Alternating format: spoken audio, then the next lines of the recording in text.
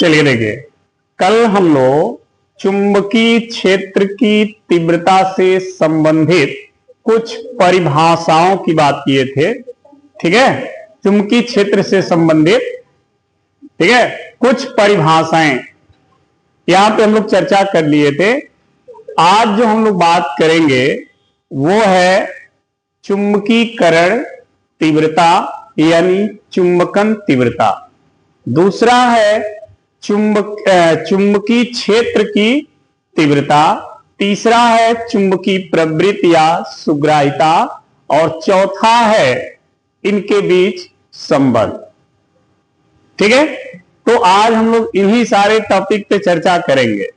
तो पहला आज का जो टॉपिक है वो है, देखिए क्या क्या हमको पढ़ना, पहले वो देख लीजिए।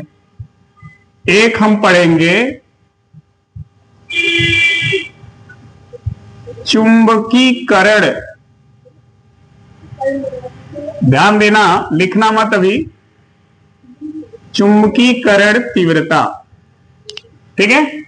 क्या होता है चुंबकीकरण तीव्रता? इसी को एक और नाम से जानते हैं। चुंबकीकरण तीव्रता को एक और नाम से जानते हैं हम इसको, ये है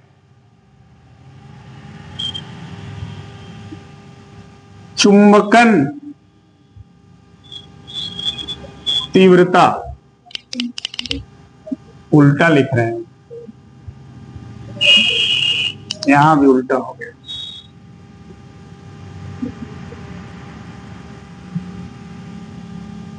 ठीक है जी, हाँ, ये पढ़ना हमको। ये दूसरा जो हमको पढ़ना है वो देखिए है चुंबकीय तीव्रता। ठीक है, चुंबकीय तीव्रता या इसी को एक और नाम से जानते हैं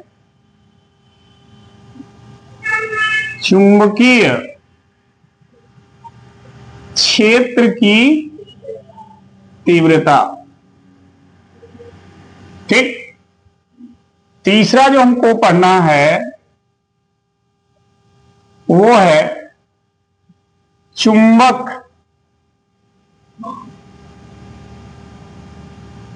शीलता। इसी को एक और नाम से जानते हैं चुंबकीय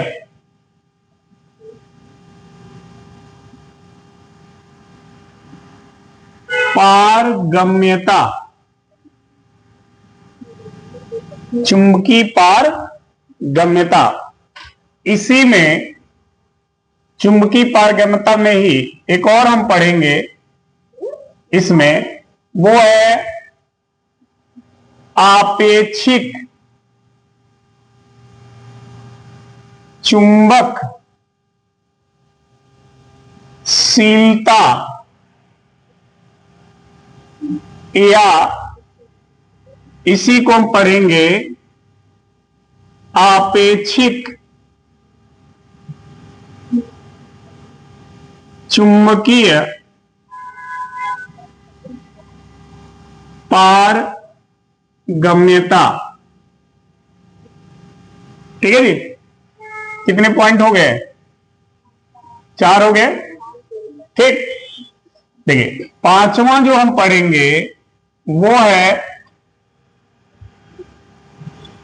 चुंबकीय प्रवृत्ति या चुंबकीय सुग्राहिता, ये पढ़ेंगे। और जो इसमें एक लास्ट हम पॉइंट पढ़ेंगे वो है आपेक्षिक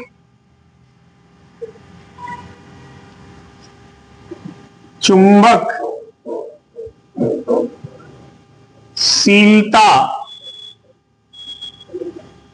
और आपेक्षिक चुंबकशीलता और चुंबकीय प्रवृत्ति में संबंध। ठीक है, इतना टॉपिक हमको देखना है। क्लियर है?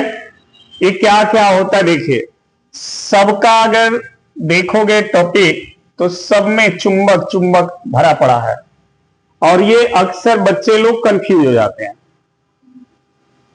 क्या क्या है, कंफ्यूज कर देता है आपको।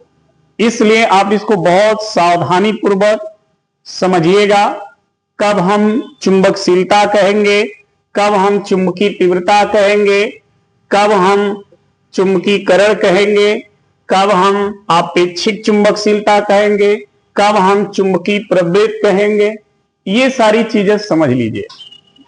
ठीक है, ध्यान से सुनिए। कोई भी अगर चुंबकीय पदार्थ है, कोई भी, तो उस चुंबकीय पदार्थ का अपना खुद का एक चुंबकत्व होता है उसका। ठीक है, और उसका जो चुंबकत्व होता है, उसके चुंबकत्व को हम लिखते हैं Bm। Bm का मतलब होता है चुंबकत्व किसका? एम यानी मटेरियल, उस पदार्थ का, चुंबकीय पदार्थ का खुद का चुंबकत्व। ठीक है, और इसका मान होता है म्यू नॉट इंटू आई। ये ध्यान रखिएगा, कोई भी चुंबकीय पदार्थ हो तो उसका अपना चुंबकीय या चुंबकत्व गुण होता है। ठीक है, उस चुंबकत्व गुण को हम लिखते हैं Bm बराबर म्यू नॉट इंटू आई। अभी एक एक चीज आपको समझ में आएगा, म्यू नॉट क्या है, आई क्या है, सब कुछ समझ में आने लगेगा आपको। ठीक, अब ध्यान रखिएगा। मान लीजिए यह एक चुंबकीय क्षेत्र है, यह एक क्या है? चुंबकीय क्षेत्र है। ठीक है, इस चुंबकीय क्षेत्र में, ठीक, अगर हम कोई चुंबकीय पदार्थ ऐसे हमने रख दिया, तो जब आप इस चुंबकीय पदार्थ को चुंबकीय क्षेत्र में रखेंगे, ठीक, तो ये जो पदार्थ है धीरे धीरे चुंबकीय गुण को ग्रहण करने लगेगा। सही बात है, सबको पता है कि जैसे एरिया मोहल्ले में आप रहेंगे उसका असर आप पर पड़ेगा। इसीलिए लोग देखिएगा, कॉलोनी में जो बड़े लोग होते हैं वो कहते हैं, पहले घर लेते हैं, कहते हैं यहाँ की सोसाइटी कैसी है, पता करते हैं। अगर सोसाइटी अच्छा है वहां का, तब कहते हैं कि हम यहां पर अपना घर बनवाएंगे, नहीं तो नहीं बनवाएंगे। मतलब वो एरिया हमको अच्छा चाहिए, तभी हमारा उस एरिया के अनुसार हमारा डेवलप होगा। तो अगर ये एरिया चुंबकीय क्षेत्र है, ठीक, और इस क्षेत्र में हमने इस चुंबक को रखा, ये चुंबक कह रहे हैं चुंबकीय पदार्थ को, ठीक है, तो ये चुंबकीय पदार्थ उस एरिया में जब होगा तो इसके अंदर भी उस एरिया के गुण डेवलप होने लगेंगे। ठीक, और धीरे धीरे इस चुंबकीय पदार्थ का एक ध्रुव, एक सिरा नॉर्थ और दूसरा साउथ बन जाएगा। जब ये गुण ग्रहण कर लेगा तो ये भी किस तरह व्यवहार करने लगेगा? चुंबक की तरह, क्योंकि ये चुंबकीय गुण जो ग्रहण कर लेता है उसे क्या कहते हैं? चुंबक ही तो कहते हैं। तो जब ये इस चुंबकीय क्षेत्र में रखा है और ये धीरे धीरे चुंबक के गुणों को ग्रहण कर रहा है, तो फाइनली ये बन जाएगा चुंबक। और जब चुंबक बनेगा तो इसका एक ध्रुव उत्तरी और एक ध्रुव दक्षिणी हो जाएगा। ठीक, और जब एक ध्रुव उत्तरी और एक ध्रुव दक्षिणी हो जाएगा तो फिर ये चुंबकीय द्विध्रुव बन जाएगा। और जब चुंबकीय द्विध्रुव बन जाएगा तो इसमें चुंबकीय द्विध्रुव आघूर्ण आ जाएंगे। भाई चुंबकीय द्विध्रुव है तो चुंबकीय द्विध्रुव आघूर्ण भी तो होगा उसका। बिना चुंबकीय द्विध्रुव आघूर्ण का चुंबकीय द्विध्रुव कैसा? तो अगर ये चुंबकीय द्विध्रुव बन गया तो इसका चुंबकीय द्विध्रुव आघूर्ण यानी कैपिटल एम जिसको आप प्रदर्शित करते हो वो इसमें होगा। ठीक है, समझ में आ गई बात। तो जब इसमें चुंबकीय आघूर्ण होगा तो वह चुंबकीय आघूर्ण इसके एकांक आयतन में होगा, क्योंकि ये पूर्ण रूप से चुंबक बन चुका है तो इसके हर भाग में वो गुण होगा। तो उसी को हम कहते हैं क्या, चुंबकीकरण तीव्रता। अब ध्यान से सुनना, किसी चुंबकीय क्षेत्र में रखे हुए चुंबकीय पदार्थ के एकांक आयतन में उत्पन्न चुंबकीय आघूर्ण को उस पदार्थ का क्या कहते हैं, या समझ में आ गई बात। अगर कोई चुंबकीय पदार्थ किसी चुंबकीय क्षेत्र में रखा जाएगा तो चुंबकीय गुण को ग्रहण करेगा, धीरे धीरे वो चुंबकीय द्विध्रुव बनेगा, फिर उसमें चुंबकीय द्विध्रुव आघूर्ण आएंगे। तो उस पदार्थ के एकांक आयतन में कितने चुंबकीय आघूर्ण होंगे उसी को उस पदार्थ का क्या कहेंगे। अगर उसके एकांक आयतन में चुंबकीय आघूर्ण अधिक हो जाए तो इसका मतलब वो पदार्थ शक्तिशाली चुंबक बन चुका है, और यदि उसके एकांक आयतन में चुंबकीय आघूर्ण कम है तो वो पदार्थ एक दुर्बल कमजोर चुंबक बना है। समझ में आ गया, क्लियर है सभी को। क्या होता है चुंबकीकरण तीव्रता या चुंबकन तीव्रता, दोनों एक ही चीज है, ध्यान रखना। पेपर में कभी कभी पेपर सेट करने वाला इसको लिख देता है, कभी कभी इसको लिख देता है। तो बच्चा अगर एक नाम पढ़ के गया है और ये आ गया तो फिर छोड़ देगा, ये पढ़ के गया ये आ गया तो छोड़ देगा, और जबकि दोनों एक ही चीज है, इसलिए हमने दोनों नाम लिख दिया, वहां पर कंफ्यूज ना होइएगा। चुंबकीकरण तीव्रता या चुंबकन तीव्रता का मतलब ही है कि अगर चुंबकीय पदार्थ, चुंबकीय क्षेत्र में कोई चुंबकीय पदार्थ रखा जा रहा है तो उस चुंबकीय पदार्थ के एकांक आयतन में कितना चुंबकीय आघूर्ण उत्पन्न हो रहा है, वही उस पदार्थ की क्या कहलाएगी, तीव्रता। ठीक है, चुंबकीय आघूर्ण को हम किससे प्रदर्शित करते हैं जी, कैपिटल एम से, और आयतन को भी से। तो अगर ये भी एक हो जाए तो ये चुंबकीय आघूर्ण ही क्या कहलाएगी, इसकी यही कहलाएगी ना। और चुंबकीकरण तीव्रता या चुंबकन तीव्रता को आई से प्रदर्शित करते हैं, तो आई बराबर हो जाएगा एम बाई बी। क्लियर है ना, आई बराबर हो जाएगा एम बाई बी। ये चुंबकीकरण या चुंबकन तीव्रता का फॉर्मूला हो जाएगा। अब तो समझ में आ गया ये आई क्या है, चुंबकीकरण तीव्रता या चुंबकन तीव्रता। क्लियर हो गया। कोई भी पदार्थ अगर चुंबकीय हो, ऐसा ना हो कि वो अचुंबकीय पदार्थ हो, तो वह चुंबकीय गुण को ग्रहण नहीं करेगा ना। पदार्थ कैसा हो, चुंबकीय हो।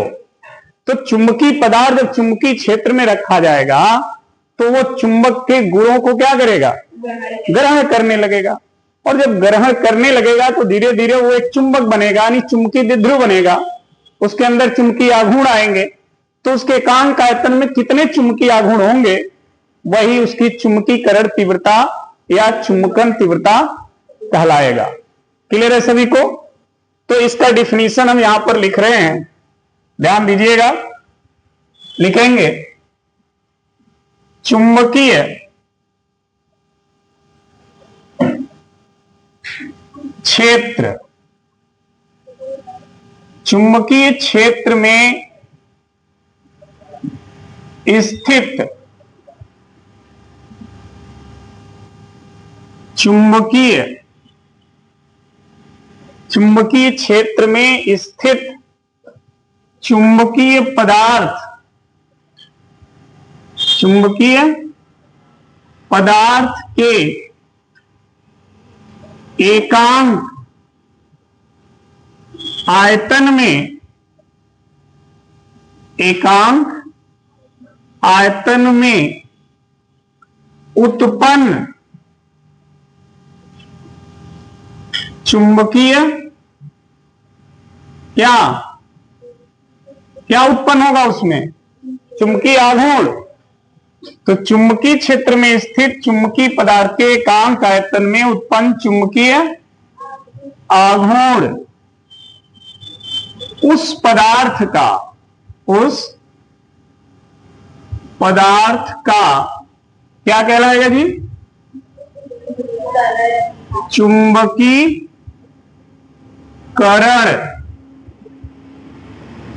या चुंबकन तीव्रता। और इसको किससे प्रदर्शित करते हैं? कहलाता है। ठीक है जी, क्लियर हो गया ना सभी को? ये चुंबकीकरण या चुंबकन तीव्रता किसकी बात हो रही है? चुंबकीय क्षेत्र की बात हो रही है, चुंबकीय पदार्थ की? चुंबकीय पदार्थ की बात हो रही है। ये तो क्षेत्र है ना जिसमें इसको रखा गया है, लेकिन जो चुंबकीय आघूर्ण उत्पन्न होगा वो किसमें होगा? इस पदार्थ में होगा ना। तो अगर वो चुंबकीय आघूर्ण उस पदार्थ के एकांक आयतन में अधिक हो जाता है तो वो पदार्थ जो है किस प्रकार का चुंबक बनेगा? शक्तिशाली चुंबक बनेगा।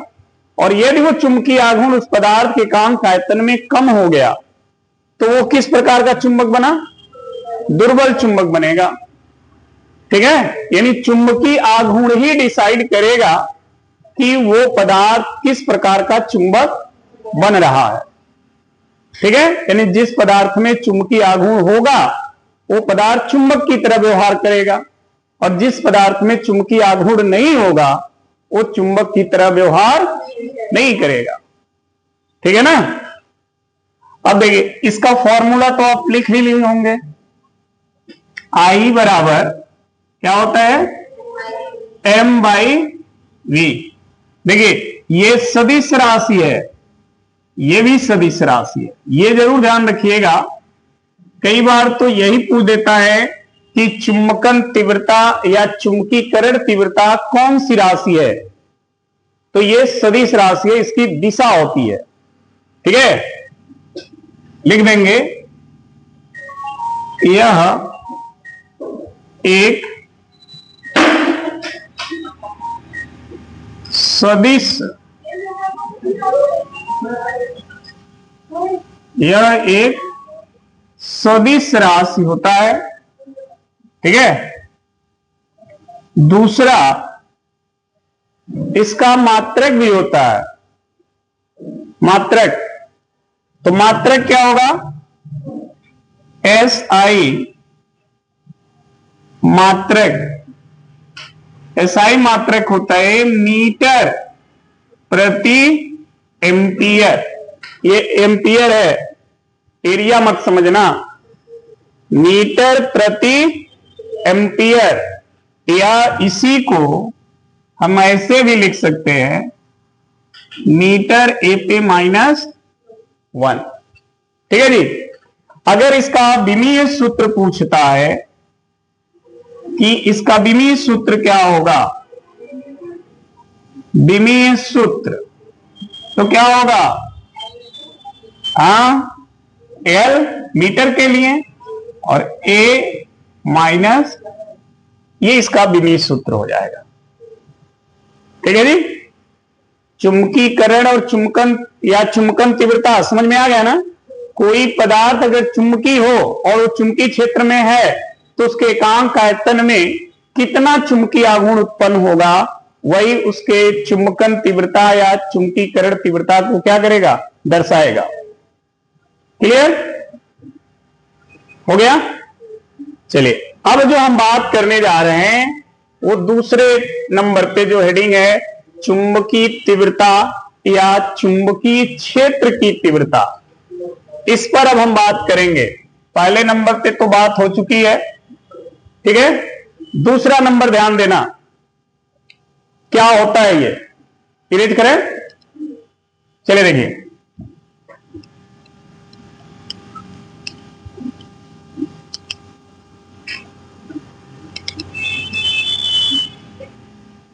देखो जी ध्यान से, पहले इसको समझो, ये क्या लिखा है, मतलब अब जो बात होगी इसकी होगी, क्षेत्र की बात होगी। इसके पहले इसकी बात हुई थी ना, अब क्षेत्र की बात करेंगे। इसी चुंबकीय क्षेत्र को एक शब्द में चुंबकीय भी कहते हैं। तो तीव्रता तो दोनों में है, देखो, ठीक है। चुंबकीय क्षेत्र की तीव्रता का मतलब क्या होता है? मतलब एक ऐसा चुंबकीय क्षेत्र जिसमें अगर कोई चुंबकीय पदार्थ रखा जा रहा है तो वह चुंबकीय क्षेत्र उस पदार्थ को किस सीमा तक चुंबकित कर सकता है। समझे बात को? इसकी ये क्षेत्र, ठीक है, ये क्षेत्र जो है इसकी एक अपनी पावर, एक शक्ति है, और वो शक्ति ये दर्शाएगी कि अगर कोई चुंबकीय पदार्थ इसमें रखा जाए तो वह शक्ति जो है चुंबकीय क्षेत्र की किस सीमा तक इसको चुंबक बना सकता है। ठीक है, तो अगर इस क्षेत्र की शक्ति ज्यादा होगी तो इसको बहुत जल्दी से चुंबक बना देगा, ठीक। और यदि उस क्षेत्र की शक्ति कम होगी तो बहुत टाइम लगेगा इसको चुंबक बनने में। तो चुंबकीय क्षेत्र की तीव्रता एक ऐसे चुंबकीय क्षेत्र को दर्शाती है जो ये बतलाती है कि उसमें अगर कोई चुंबकीय पदार्थ रखा जाए तो वो किस सीमा तक चुंबकित हो सकता है। ठीक है ना? तो ये इसका पावर डिसाइड करेगा इसको चुंबक बनाने पर। अगर इसका पावर कम होगा तो इसको चुंबक बनाने में उसको बहुत टाइम लगेगा, ठीक। लेकिन अगर उसका पावर ज्यादा होगा, उसकी शक्ति ज्यादा होगी, तो ये बहुत जल्दी इसको क्या करेगा, चुंबक बना देगा। तो कितना जल्दी चुंबक बनाएगा या कितना लेट में चुंबक बनाएगा, ये कौन दर्शाएगा? इसकी शक्ति, इसका पावर। उसी को हम बोलते हैं चुंबकीय क्षेत्र की तीव्रता। ठीक है ना? तो लिखेंगे ऐसा चुंबकीय क्षेत्र, ऐसा चुंबकीय क्षेत्र जो रखे गए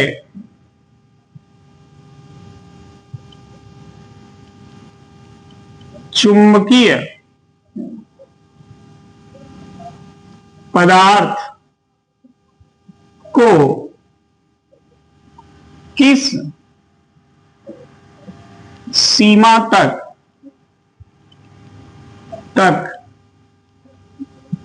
चुंबकित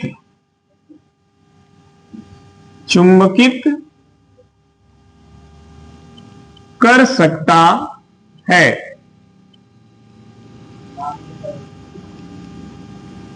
कर सकता है, यह उस चुंबकीय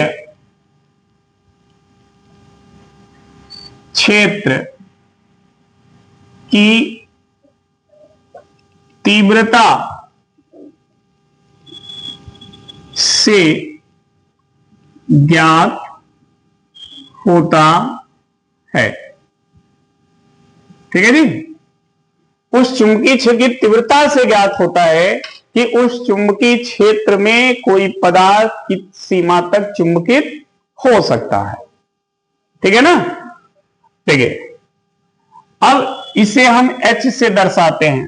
चुंबकीय क्षेत्र की तीव्रता को H से दर्शाते हैं, ध्यान रखना। और यह भी एक सदिश राशि है, यह भी। इसका मान क्या होगा वो भी हम लिखेंगे। तो ये तो क्लियर हो गया कि चुंबकीय क्षेत्र की तीव्रता से आपको क्या पता चलता है, यही कि उस चुंबकीय क्षेत्र में अगर कोई चुंबकीय पदार्थ रखा जाता है तो वो चुंबकीय पदार्थ कितना जल्दी चुंबकीय गुण को ग्रहण कर सकता है। जितना जल्दी चुंबकीय गुण को ग्रहण करेगा उसी को हम बोलते हैं चुंबकित होना। ठीक है। और ये दर्शाएगा कौन? इस क्षेत्र की तीव्रता। ठीक है। अब देखिए चुंबकीय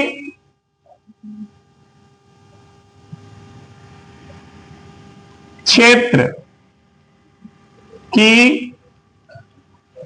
तीव्रता, चुंबकीय क्षेत्र की तीव्रता निर्वात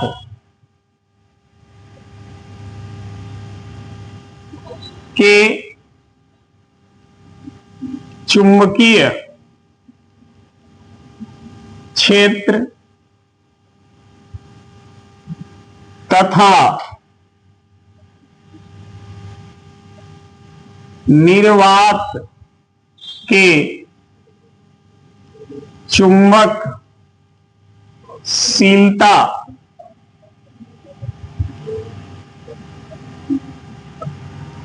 के अनुपात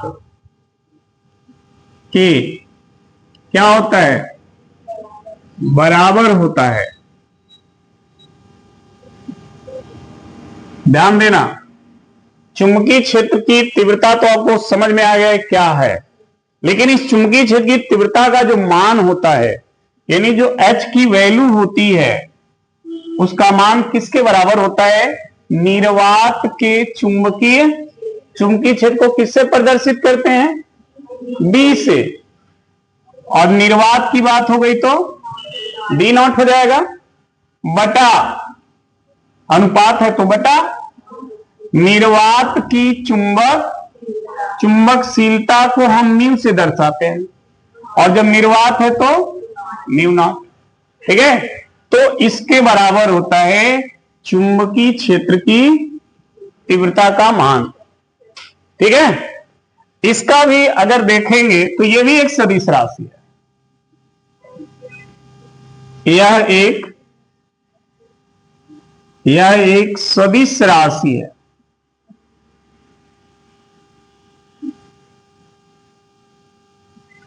इसका एसआई मात्रक,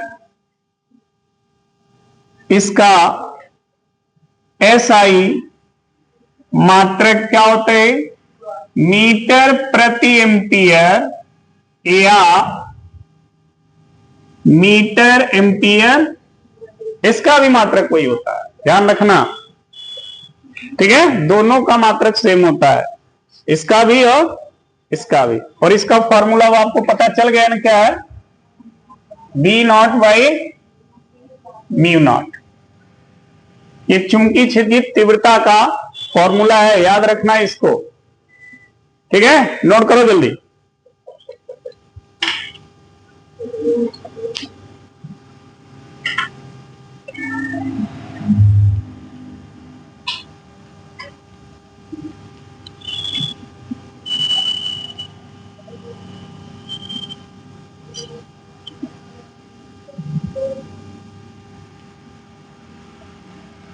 अब देखो तीसरा टॉपिक समझो, ये वाला चुंबकशीलता या चुंबकीय पारगम्यता।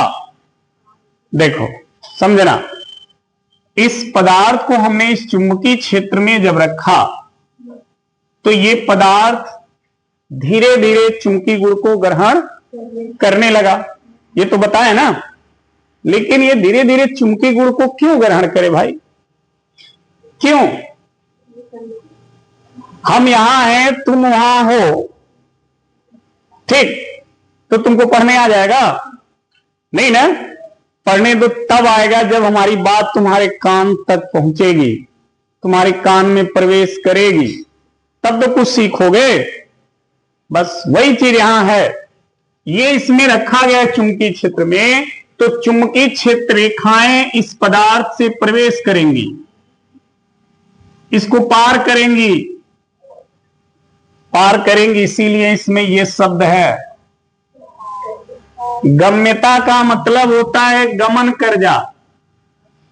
ठीक है, समझ में आ गया मतलब? यानी चुंबकीय क्षेत्र में रखा हुआ चुंबकीय पदार्थ से कितनी चुंबकीय क्षेत्र रेखाएं इसको क्या कर रही हैं, पार कर रही हैं, या किस सीमा तक इसमें चुंबकीय बल रेखाएं प्रवेश कर रही हैं, उसी को हम बोलते हैं चुंबकीय पारगम्यता या चुंबकशीलता। जितना ज्यादा चुंबकीय बल रेखाएं प्रवेश करेंगी उतना ज्यादा चुंबकीय पारगम्यता होगा और उतना जल्दी वो चुंबक के गुण को, समझ में आ गई बात। हम 4 शब्द बोले और तुम्हारे कान में एक के शब्द प्रवेश करे तो जल्दी से पढ़ पाओगे, और 4 बोले चारों प्रवेश करें तो जल्दी से डेवलप होगा, समझे। तो उसी तरह से अगर इस चुंबकीय क्षेत्र में इसको रखें और इससे अधिक चुंबकीय बल रेखाएं इसमें प्रवेश करें तो ये बहुत जल्दी से चुंबकीय गुण को ग्रहण कर लेगा और इसमें इसके एकांक आयतन में चुंबकीय आघूर्ण का मान क्या होगा, अधिक हो जाएगा, समझे। चुंबकीय पारगम्यता का क्लियर हुआ ना कॉन्सेप्ट, कि चुंबकीय क्षेत्र में रखे गए चुंबकीय पदार्थ में किस सीमा तक चुंबकीय बल रेखाएं प्रवेश करती हैं, उसी को हम कहते हैं चुंबकीय पारगम्यता या चुंबकशीलता। क्लियर। चलिए तो तीसरा देखिए,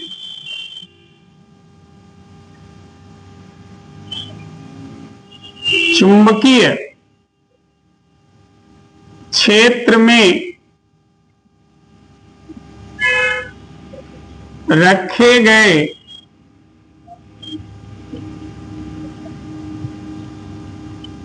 चुंबकीय पदार्थ से, पदार्थ में लिखें, पदार्थ में किस सीमा तक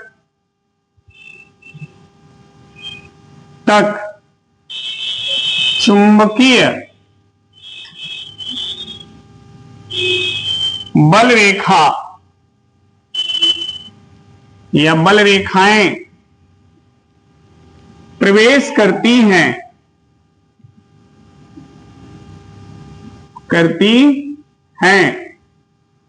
उसे क्या कहते हैं, चुंबकीय पारगम्यता या चुंबकशीलता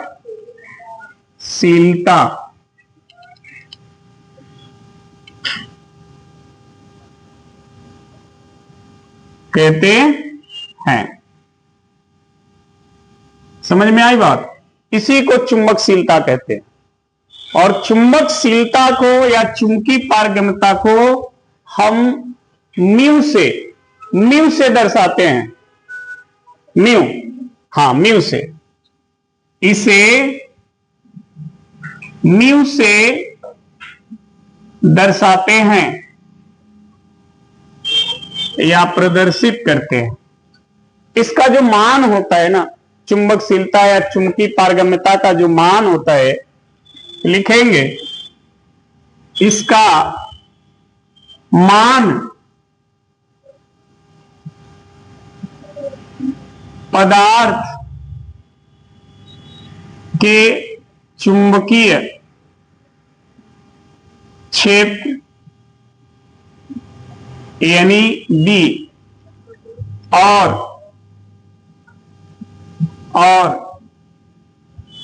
चुंबकीय क्षेत्र की तीव्रता H के अनुपात के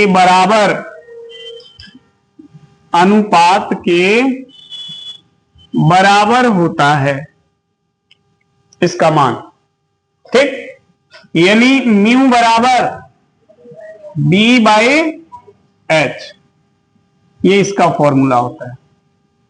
ध्यान रखना इसको, ठीक है।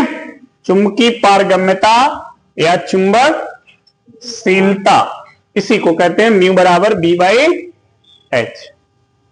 क्लियर। लिखो, ये कौन राशि है? ये राशि नहीं है, बस ये तीन है। कौन कौन? एक, दो, चुंबकशीलता है ना? नहीं, इसमें नहीं आएगा, यदि इसमें आएगा।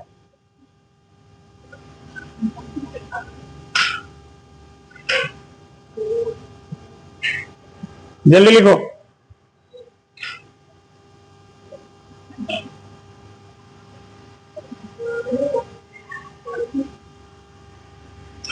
ओके जी,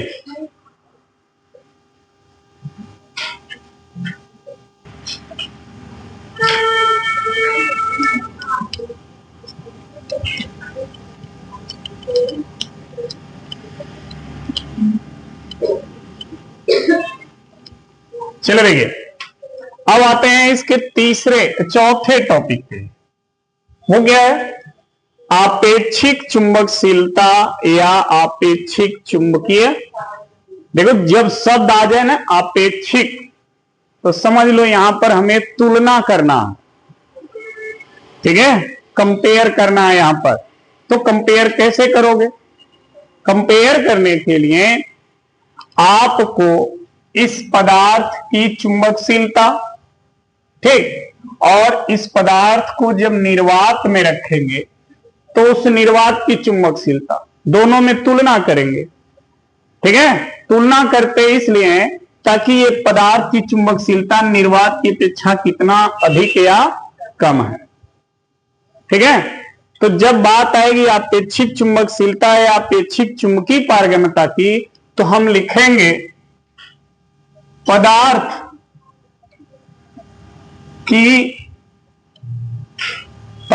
की चुंबकीय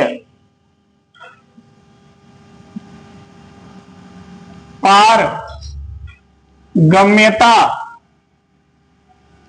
पदार्थ की चुंबकीय पारगम्यता या चुंबकशीलता। ध्यान रखना इन दोनों शब्द को, दोनों चीज एक ही है। और निर्वात की चुंबकीय पारगम्यता, चुंबकीय पारगम्यता या निर्वात की चुंबकशीलता,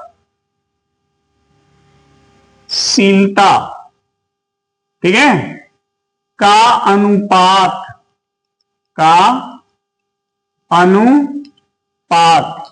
क्या कहलाता है? आपेक्षिक चुंबकशीलता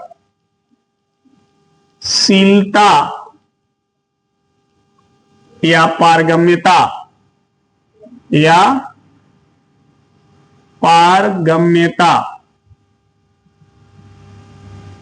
कहलाता है,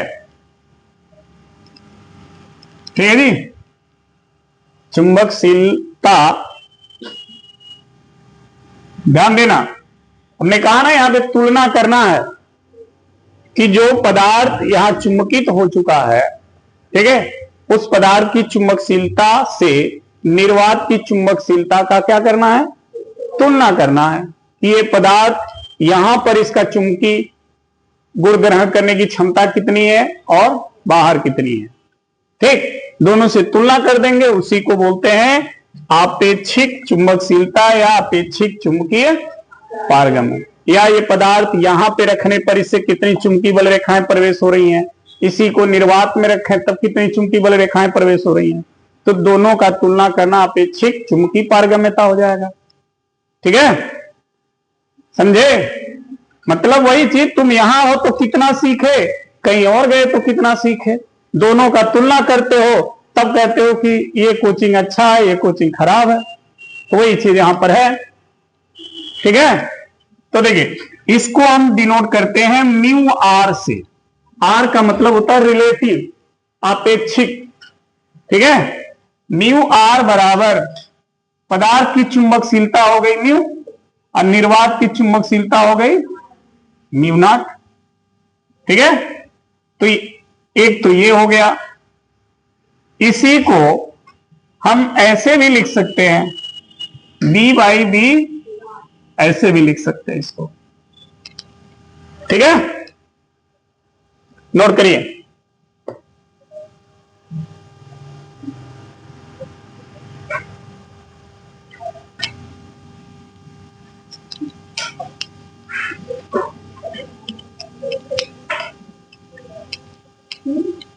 अब देखिए, अब आ गए हम 5वें नंबर पे।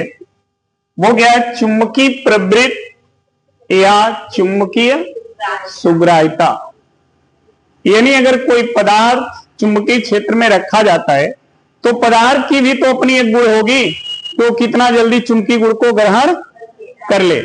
अगर उसकी प्रवृत्ति ग्रहण करने की होगी तो बहुत जल्दी से ग्रहण करेगा, और उसकी प्रवृत्ति ग्रहण करने की नहीं होगी तो ग्रहण नहीं करेगा। सामूहिक रूप से इतने बच्चे हैं, कुछ बच्चे यहां पर होंगे ध्यान से पढ़ रहे होंगे, कुछ होंगे ऐसे पढ़ रहे होंगे।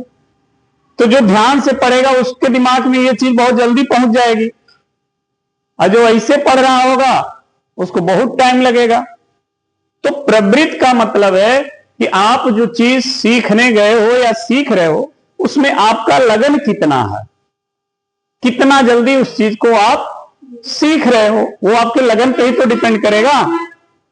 तो यहां पर प्रवृत्ति का तात्पर्य उसी से है इसका, कि कोई पदार्थ अगर चुंबकीय क्षेत्र में है, ठीक है, तो उसकी एक गुण है जो चुंबकीय गुण को ग्रहण कर रही है। तो कितना जल्दी कर रही है वो उसके गुण पे डिपेंड करेगा ना। तो इसको लिखेंगे चुंबकीय पदार्थ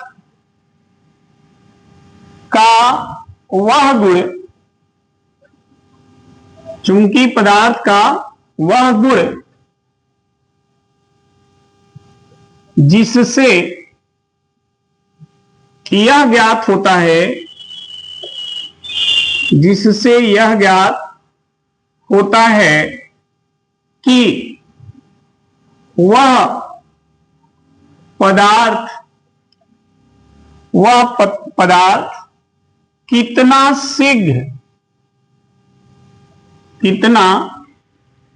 शीघ्र चुंबकीय गुण को क्या करेगी? ग्रहण कर लेगी या चुंबकित हो जाएगी, या चुंबकित हो जाएगी। ये ठीक है।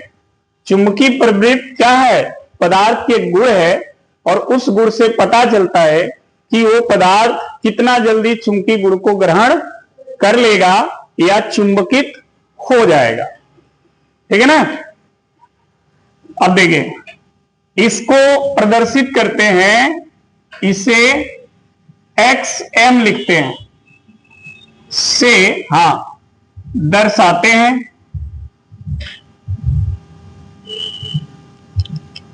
इसका मान क्या होता है जी? इसका भी मान होता है ना।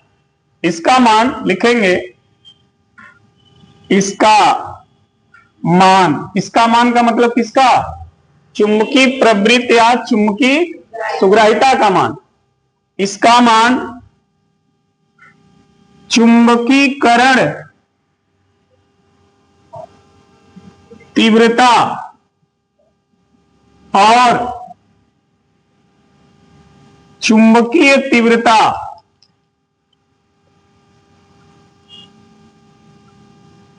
के अनुपात के बराबर होता है। मतलब XM जो है वो किसके बराबर होगा जी? चुंबकीकरण तीव्रता यानी I, और चुंबकीय तीव्रता यानी इसके बराबर इसका मान होता है। हो गया?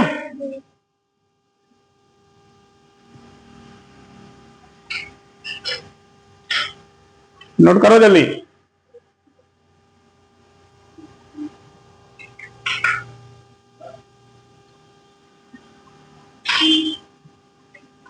बेटा चले, अब जो लास्ट टॉपिक है वो है ये, इसका भी पता चल गया फॉर्मूला, एक्स एम बराबर ये, ठीक है। अब रिलेशन पे आते हैं इनके।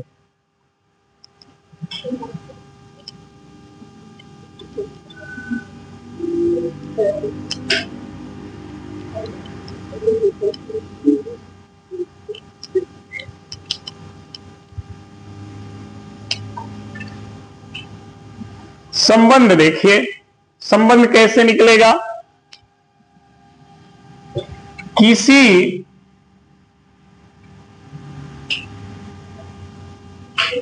पदार्थ का कुल चुंबकीय क्षेत्र, किसी पदार्थ का कुल चुंबकीय क्षेत्र यानी बी, ठीक है, निर्वात में चुंबकीय क्षेत्र यानी बी नॉट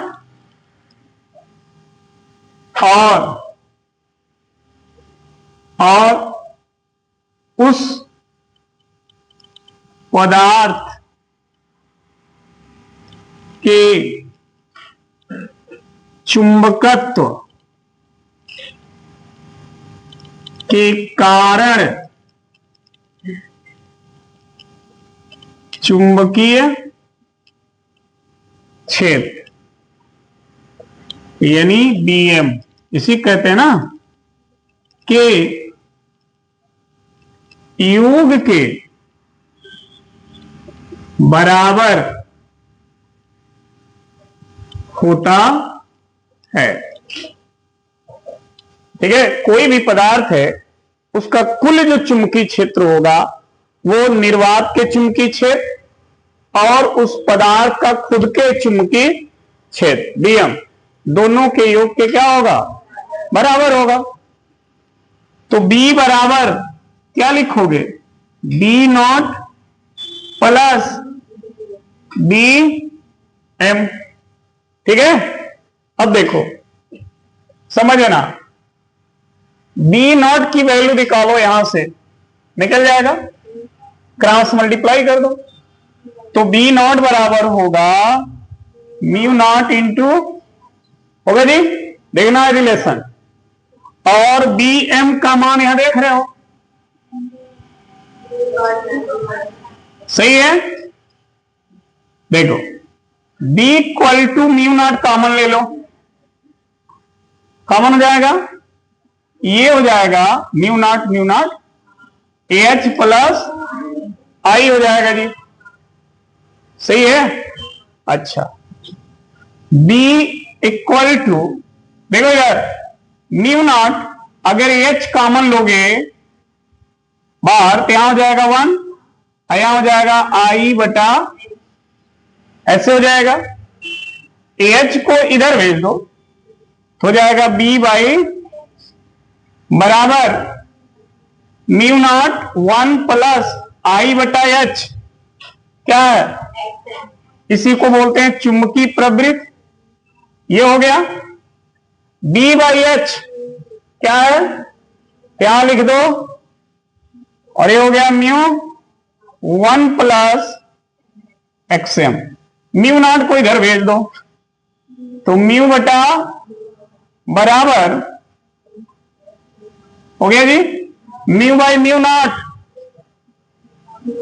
म्यू आर हो जाएगा, तो हो गया 1 प्लस, और देखिए आपका हेडिंग क्या है, आपेक्षिक चुंबकशीलता यानी म्यू आर और चुंबकीय प्रवृत्ति यानी दोनों आ गया ना, इनके बीच ये संबंध है। क्लियर? नोट कर डालिए।